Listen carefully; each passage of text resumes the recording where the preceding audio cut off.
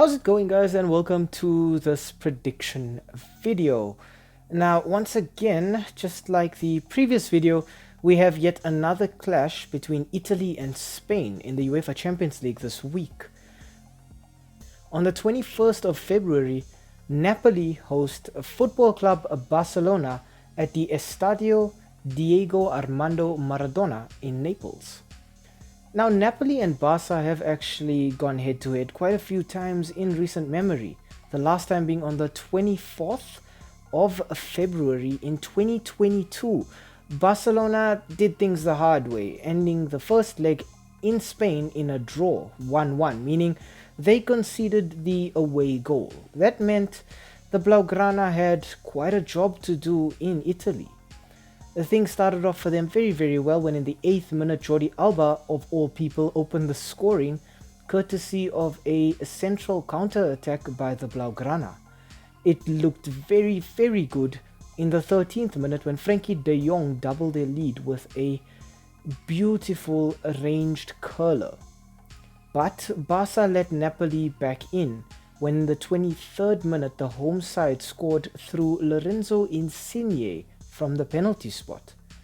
Barca, however, solidified their place in the next round when in the 45th minute Gerard Piqué was able to control the ball and finish from a tight position in a crowded Napoli penalty box, before in the 59th minute Pierre-Emerick Aubameyang blasted the ball into the top corner to make it 4-1 to Barcelona and 5-2 on the day. But Napoli did get the final goal in the match in the 87th minute, Politano scoring after some arrogant, lazy and clumsy defending from the Spanish outfit. But unfortunately for the Italians, it just was not enough. The match ended 4-2 on the day, 5-3 on aggregate to Barcelona, with the Spanish side progressing through to the next stage of the Europa League.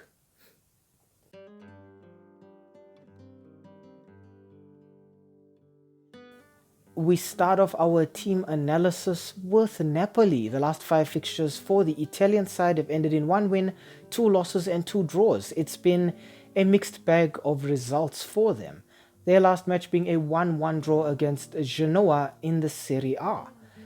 I think for me the most important player for Napoli has got to be Khvicha Kvaratskhelia. With 6 goals and 4 assists, Kvaratskhelia had the weight of expectation placed on his shoulders this season, and he's failed to live up to those expectations. Unfortunately, it's not looking great for him this season.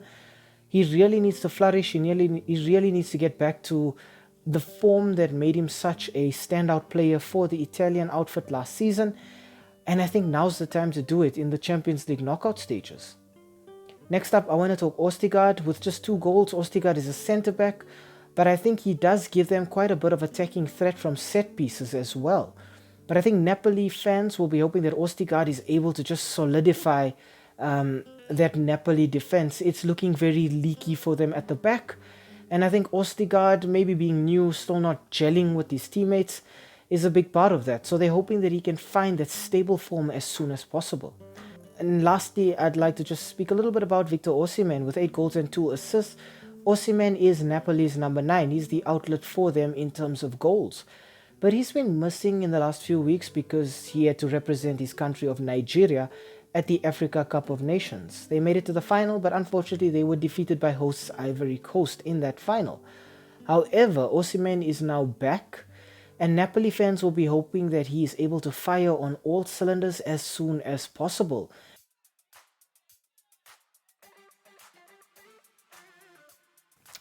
Next up, we move on to the away side, Football Club Barcelona. The last 5 matches for the Blaugrana have ended in 3 wins, 1 loss and 1 draw. Their last match being a 2-1 win away at Celta Vigo in the Spanish La Liga. Now, for Barcelona, maybe not as consistent as they would like it to be, but it's looking mostly positive going forward. A big part of Barcelona's new identity under Xavi in the post-Messi era has been İlkay Gündoğan with 5 goals and 9 assists. Gündoğan is the player who's making Barcelona tick right now. He's the guy who most of their attacking moves are progressing through when they play through their midfield. But I think what's very nice about Gundogan as well is the fact that he can finish as well. When you look at Barca's previous midfield maestros, guys like Busquets, Xavi himself, and Iniesta, while they pulled strings from deep in midfield, they didn't really get goals. But I think Gundogan gives them the best of both worlds in that department. Next up, I want to talk Pedri with just 2 goals and 3 assists. Pedri's missed large parts of the season so far because of injuries, and it's been recurring injuries for him. Barca have really missed his creativity. Something they really appreciate with Pedri is he's got that kind of that courage and that bravery that comes with youth, where he's just prepared to take on players, to go directly at goal. And that's something that Barca have really been missing in the last few weeks. Hopefully, he can bring that back to the team. And finally, we have to talk about the man getting all the goals for Barcelona, Robert Lewandowski, with 13 goals and 6 assists. Lewandowski has proven that Barcelona really do need a player up front who can get goals but who can also create.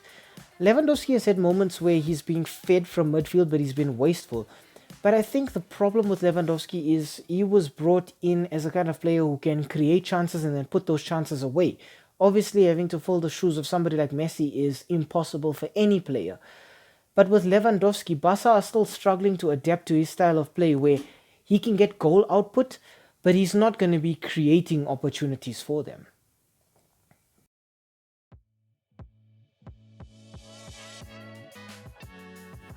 Okay, next up we look at the head-to-head and the S3M2 Verdict.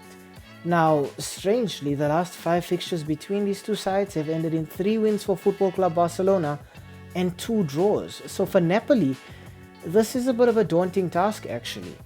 Barca have had this trend of always scoring against Napoli in these matches. Napoli have just failed to keep a clean sheet against the Blaugrana. Lewandowski means they probably will score again, or at least they'll have good chances to do so. Napoli have already come up against Spanish opposition this season in the Champions League when they were drawn in the same group as Real Madrid. They really struggled against Real Madrid, but they made it a fairly decent contest between the two sides, showing that they have the courage and the pedigree to go up against top teams and get good results. But when you look at Napoli's recent form, they've struggled against quite a few teams. Having just 1 win means that they're struggling coming into this one to just get a good run of form going. They seem to be lacking consistency, creativity, but mostly they're lacking structure. Maybe that's because of players who have departed, maybe it's a change in system, maybe it's just players not really wanting to be there anymore. I mean, we've seen a lot about Osimhen leaving, there's been a lot of friction between him and other players. But right now, I think Napoli have one major thing in common with Barcelona. And that is actually that both teams are kind of lacking that fear factor that surrounded them in the past. Napoli obviously last season winning the Scudetto, really making a name for themselves with all of these players who maybe weren't as well known as other players in the Serie A. Barcelona right now struggling more with financial issues and issues off the pitch than on the pitch. But it started to leak into their performances on the pitch solely because of the players that they're struggling to attract and the players that they have been able to attract to the Camp Nou. That in itself as well, Barcelona not being able to play at their home stadium of the Camp Nou because it's currently going or undergoing renovations. It's really played a big role in Barca's results this season. The mentality of the players, knowing they're not playing at their favorite stadium, not having that massive amount of thousands and thousands of fans cheering for them, it's really started to affect Barcelona psychologically. Both of these teams, I think, can relate to that, having had past successes and now struggling to replicate those successes under, I would say, a new regime. For me personally, I think Barcelona do score here. I don't see Napoli keeping a clean sheet. I think Napoli score as well because Barcelona have been missing Marc-Andre ter Stegen in the recent weeks, but even now that he's returned, it still hasn't looked fantastic for them. They're still looking leaky at the back as well. Barca are also dealing with quite a few injuries. A player like Xavi is missing for them, and I felt that Xavi brought so much of creativity but also so much control into Barcelona's midfield that they may be lacking right now. I think this match ends in a draw. I think the two cancel each other out. I think both sides have the same strengths, where up front they're very heavy, in their midfield they're very creative, but they also have the same weaknesses where their defense is looking a little shaky. Their goalkeepers maybe not looking as solid on the ball, maybe not being the wall that they need at the back. And it's starting to show in their results. Both teams are shipping goals at the back. Both teams are struggling to grind out results. And I really do think they're just going to cancel each other out here. So I'm going for a draw, but a draw with goals. Possibly a 1-1, maybe a 2-2. But I do think they just end up in a stalemate here.